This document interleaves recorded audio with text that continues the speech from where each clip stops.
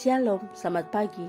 Renungan pagi Sabda Bina Umat, Rabu 22 Februari 2023. Firman Tuhan pagi ini terambil dari Galatia 3 ayat 1 sampai 9. Demikian firman Tuhan.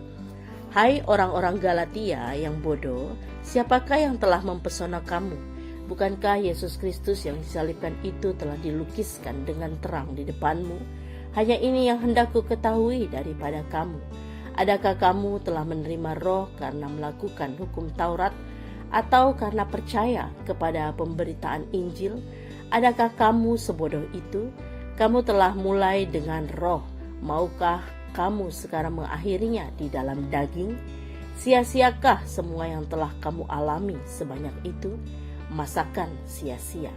Jadi bagaimana sekarang? Apakah Ia yang menganugerahkan roh kepada kamu dengan berlimpah-limpah dan yang melakukan mujizat di antara kamu berbuat demikian karena kamu melakukan hukum Taurat atau karena kamu percaya kepada pemberitaan Injil?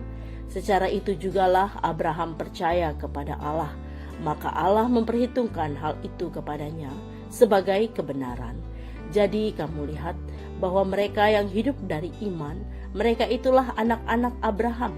Dan kitab suci yang sebelumnya mengetahui bahwa Allah membenarkan orang-orang bukan Yahudi oleh karena iman, telah terlebih dahulu memberitakan Injil kepada Abraham.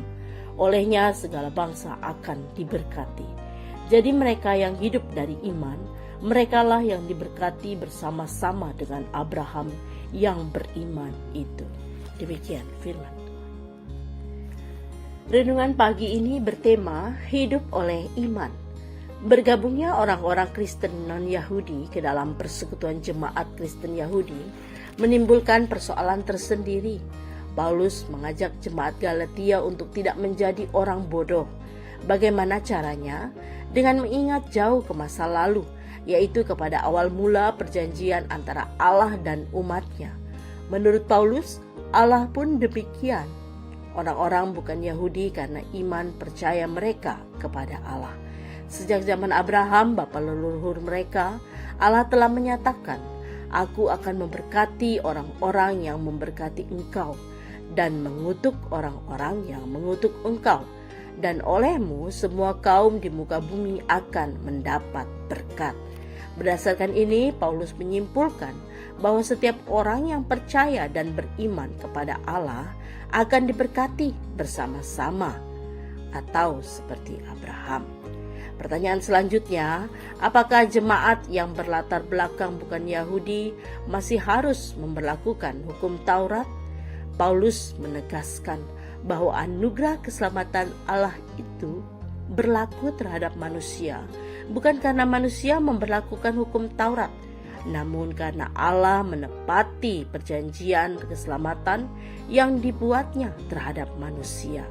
Bukan berarti hukum Taurat itu tidak berguna. Hukum Taurat tetap berguna untuk menuntun manusia berjalan dalam kebenaran, hidup karenanya. Namun demikian, yang menyelamatkan manusia pada akhirnya adalah iman kepada Kristus yang merupakan penggenapan dari janji Allah terhadap Abraham. Mari kita pahami bahwa sesungguhnya keselamatan itu diperoleh hanya berdasarkan janji Allah kepada umatnya, bukan berdasarkan hukum atau aturan. Kita seharusnya sadar, jangan bodoh, bahwa sungguh keselamatan itu tersedia sejak semula hanya karena prakarsa Allah semata, bukan dari permintaan atau usulan atau hasil diskusi atau hasil negosiasi dengan manusia. Mari bersyukur dan hidup oleh iman kepada Yesus Kristus. Doa pagi ini, syukur ya Bapa atas anugerah keselamatan di dalam Putramu Yesus Kristus yang kami imani. Amin. Demikian renungan pagi ini. Selamat beraktivitas. Tuhan Yesus memberkati.